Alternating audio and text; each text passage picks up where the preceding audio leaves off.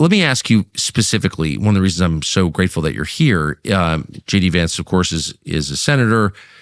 Tim Walz is running with a former senator. A lot of the discussion tonight revolved around things that are happening in the body where you've served for a long time. There was a moment when Tim Walz described the so-called border bill, the immigration bill that died in the Congress as the toughest ever. You were there. What was that bill?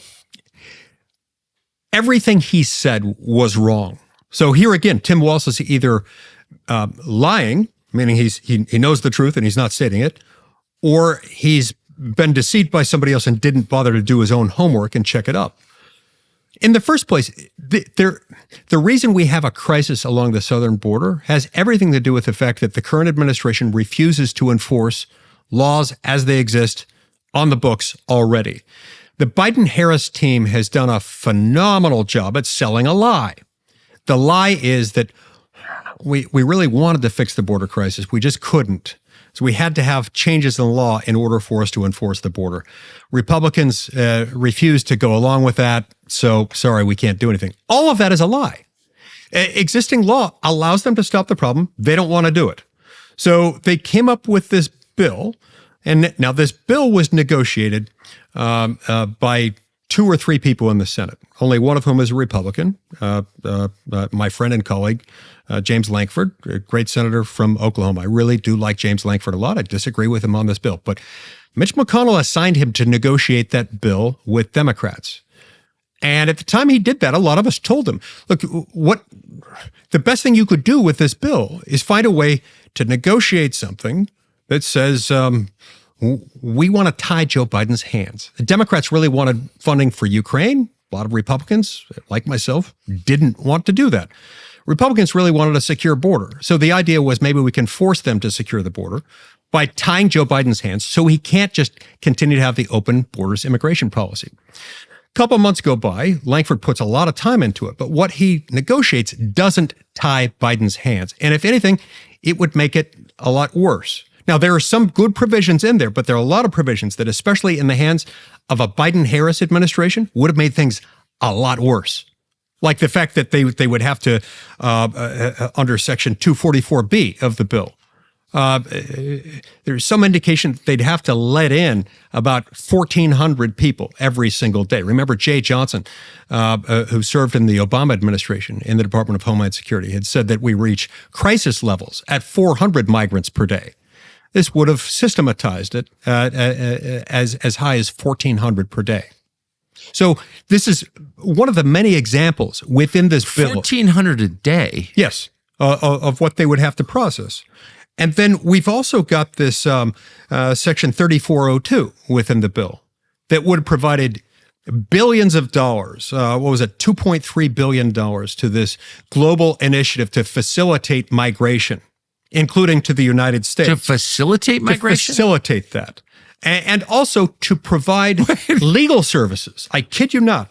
Legal services, lawyers, paid lawyers for illegal immigrants to have them represented in their immigration proceedings. How about if you're not invited, you have to leave immediately? What a thought, Just Tucker. drop you in Tijuana, and the Mexican government, which hates us, has to deal with it. It's what literally every other civilized country on planet Earth and most of the non-civilized countries on planet Earth Especially do. the non-civilized countries. Especially the non-civilized countries.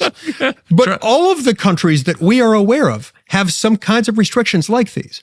Why would the United States abandon those? And the truth is, our law doesn't do that. It's just President Biden has been manipulating our system of law to find ways to refuse to enforce it. So that was the biggest flaw in this border security bill. Number one, it presupposed that we needed a bill, which we didn't have to have one. It would have been nice to have one that forces hands. But number two, it didn't do what we as Republicans were demanding.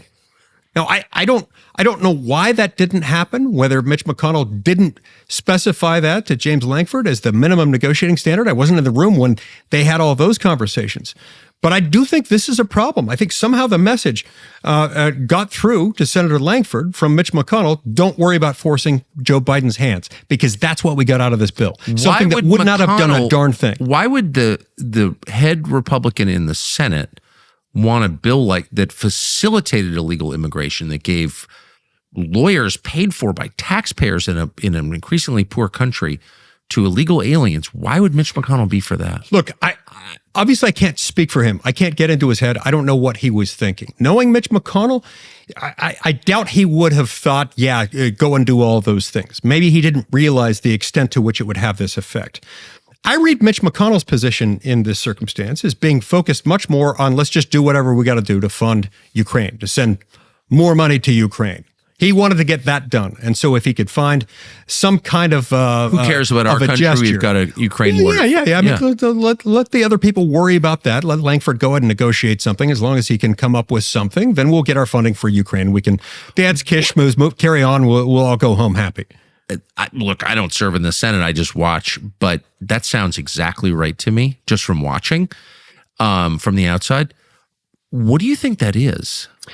The focus on Ukraine, it's like a religion. Yes, it is. It is almost like a religion. Some of my colleagues will actually get a little teary-eyed when speaking of Ukraine, as if they were talking about their beloved aged sibling who's going through something awful. Now, look, I understand it. Ukraine's gone through some horrible things, and I'm deeply sympathetic to the plight of the Ukrainian people. Nonetheless, I think what's motivating this is something much more sinister. Whether people realize it or not, those who have gotten enmeshed in this have become part of the military-industrial complex, and guaranteeing that no matter what, we can pump a whole lot of money into that.